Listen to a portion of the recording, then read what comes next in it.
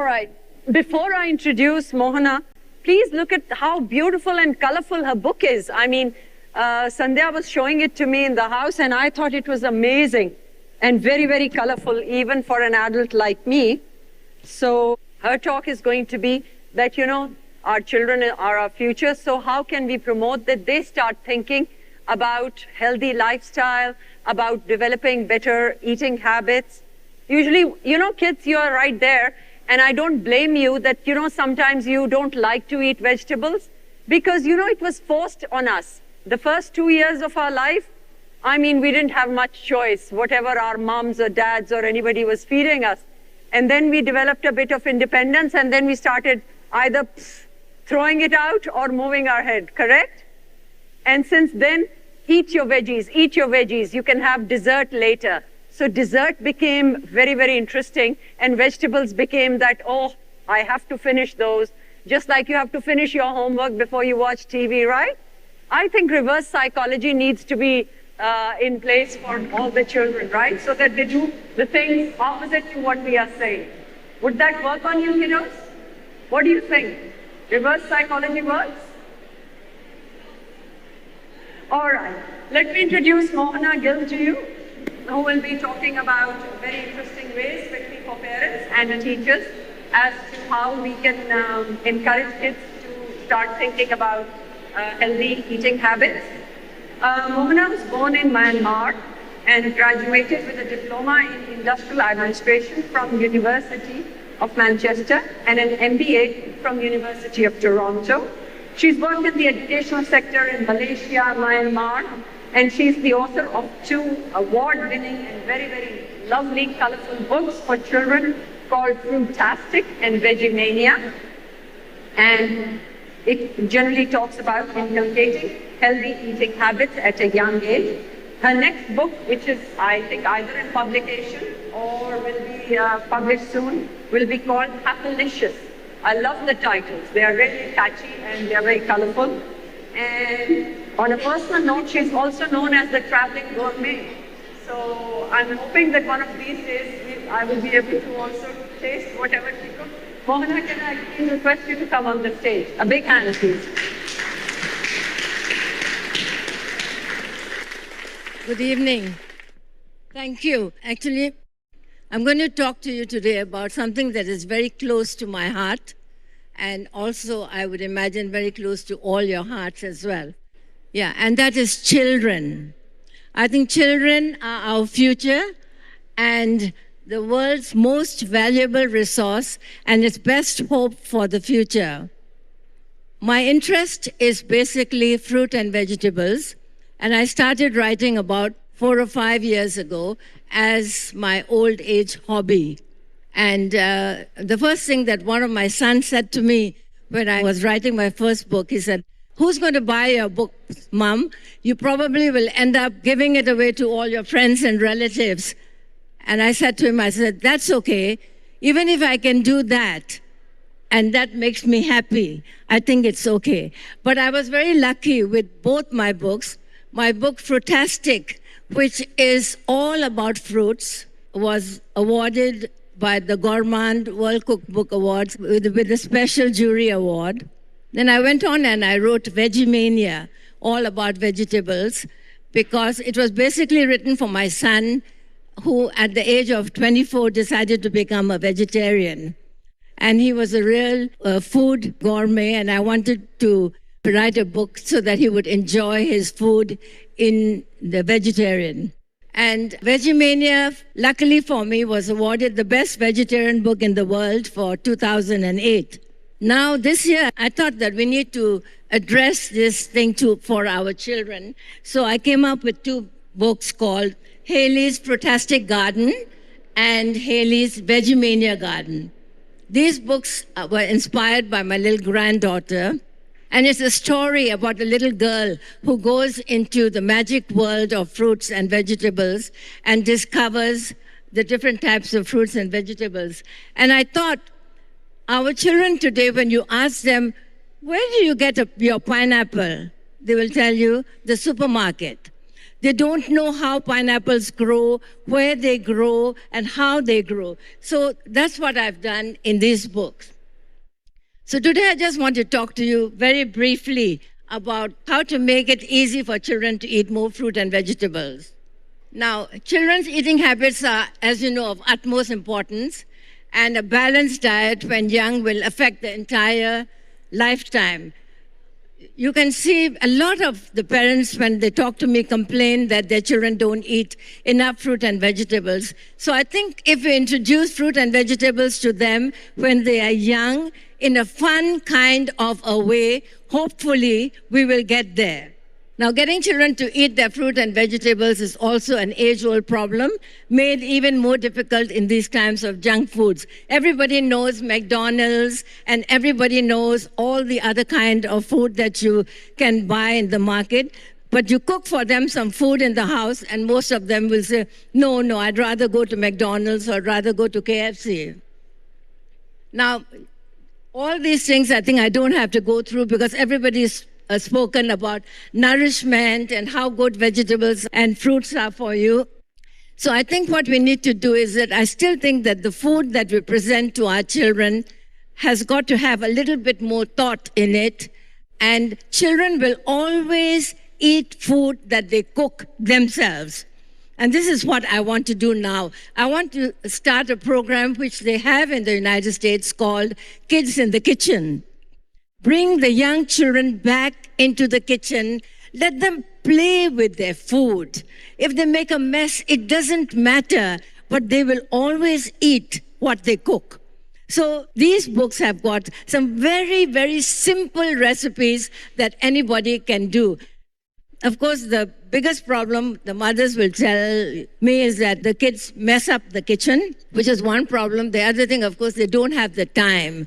But, even if it means once a month or once a week or whatever, where everybody can get into the kitchen, play with food, and cook it, I think slowly they will get into the habit of doing that. The same thing what everybody has said, your body is like an engine and it needs fuel, etc., so that's fine. Now, it is hard to argue that with the health benefits of a diet rich in fruits and vegetables, vitamins, and of course, at one time it was 5 a day, but now people are talking about 7 to 9 helpings of fruit and vegetables a day.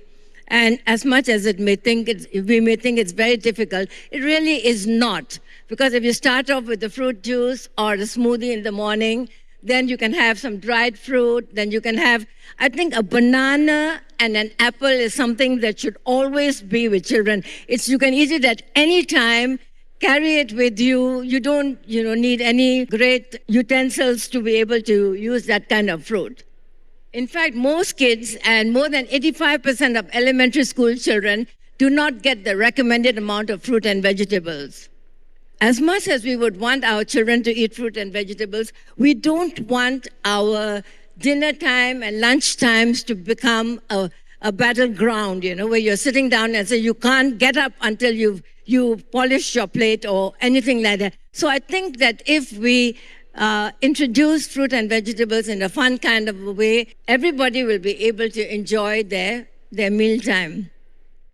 The other thing that I'm really very worried about is our families, eating time becomes one eats in front of the television, one eats in front of there because it's my program and therefore I can't miss it. So I think by cooking together and by doing it, we also will be able to bring the families back to the table. And I think that's what we need to do today, to bring the families back to the table, to eat together, even if it is one meal, and that is not happening. I think the other way around, if we bring our children into the kitchen and teach them how to cook, they will go back and tell their moms, Mom, we need to eat more salads, or, we need to eat more of this or that. So I think they will then teach their parents or tell their parents how to eat better. Maybe that might work. Also, I feel that, increasing your children's fruit and vegetable intake starts with a little bit of planning. We don't have much time, but a little bit of planning, I think, is going to work. the most important is to include them, that they're part of the whole family. Sit down together and say, what are we going to cook this Sunday? Let's come up with something that is good for mom and good for dad and good for everybody else. So they become part of the whole scenario, and then they will then probably eat the food as well. Taking them to supermarkets, showing them the foods, letting them choose. And colors. I always feel that the food for children should be like a Crayola of colors on the plate. Red and green and yellow and purple, different colors. And each food, as you know, everybody has told you how much nutrition value it has. But I look at it and say, oh, good, this is a nice platter of colorful fruits, and the children will eat it. And another thing I find that children will do is that they love dips, anything that they can dip in. So whether it is a chocolate dip or whether it's a hummus or whatever kind of dip, you cut fruits and vegetables and the children will enjoy that. Of course, another way of introducing is books, to show them books, or to buy them little cookbooks and get them all involved as well. So just a few steps, which I've told you earlier. Talk to them about fruits, a particular fruit. I think at that stage, you don't want to go into too much detail on nutritional value or minerals or vitamins, but generally that the food is good for you, and the food must taste good as well. So I think when we are cooking, we have to bear in mind a couple of things, that the food must be delicious. If it's not delicious, the children are not going to eat either. And it must be nutritious. It must look good, and it must be easy to prepare, because today people don't have time like our mothers and grandmothers used to spend hours and hours in the kitchen. So most of the recipes in these books are very, very simple recipes that you can play around with. Within half an hour, you can cook most of this food. And research has also shown that it takes a long time for children to accept a new food. Sometimes you have to show the child the food about 7, 8, 10, 20 times before he or she is going to accept it. But of course, children learn by example. So what they see their parents eating, they will eat very happily. They look and say, wow, if mom and dad can eat it, then why can't I? So I think if I started my children when they were very young, giving them exactly what we eat. Just put a little bit on the plate and let them just have a taste, without saying that this is for adults and this is for children and this is especially for me and especially for you. So I think if you do that, I think all of it is trial and error. And different children will react differently. So I don't think that there's any one set formula. But I think the most important thing is to keep trying. So, these are things that we all know, that we should not say that if you finish your meal, you will get a dessert, because I think that's about the worst thing that we can do. But a little bit of dessert is also very good. As you know, chocolate is good for you. So, you encourage them and they will eat all kinds of food. And then you also need to keep fruit and vegetables where the children can see them. Instead of buying a lot of junk food, we have more fruit and vegetables in our refrigerators. And I also feel sometimes that when children are watching television, they always like to pick and eat. So normally they will eat potato chips and they will eat popcorn and they will eat whatever else. So have a bowl of fruits, chopped up grapes, cherries, easy to eat fruit, cut cucumber, and keep it near them. As they're watching television, the little hands will go to pick up the fruit. And without even thinking, they will be biting into that fruit, crunchy, and it's sweet, and they will eat it because they want something to do. So these are the things that we need to do. I think as mothers, we all know that it's not easy to bring up children. I think it's a mindset of how much effort or how much thought you want to put into your child's plate.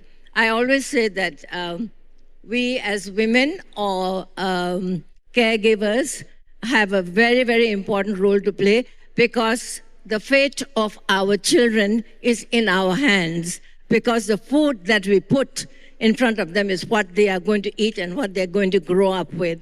So it is a very big responsibility. And I think if you put a little thought to it, probably we will come up with a new generation of children who will eat more healthy, and not only eat, they will enjoy it as well. Because food is not only eating, it is eating together, it is enjoying the taste, and it is where you sit down and you can discuss what happened to you during the whole day. When we were growing up, a food time was always, what did you do and what did you do? Today, when we talk to our children, they're too busy eating because they've all got their mobile phones in their hands.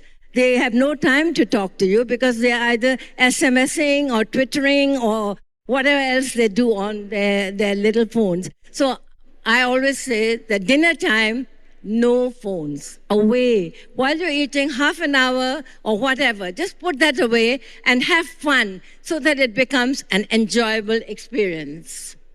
So basically, that's all I wanted to tell you guys, that it's not difficult, but it's also not easy to feed our children in a healthy way. But I think that if all of us think or decide that this is what we want to do, then somewhere along the line, I think we will succeed.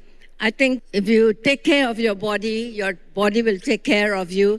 And I think we as parents, if we take care of our children and we come up with a new generation of kids who are healthy, physically, mentally, then I'm sure that somewhere along the line in the world we'll have a better future. Thank you.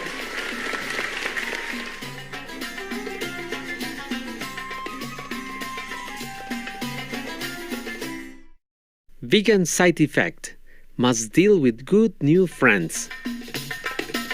Distinguished viewers, we appreciate your presence today for the first Middle East Vegetarian or MEVEG Congress on Words of Wisdom.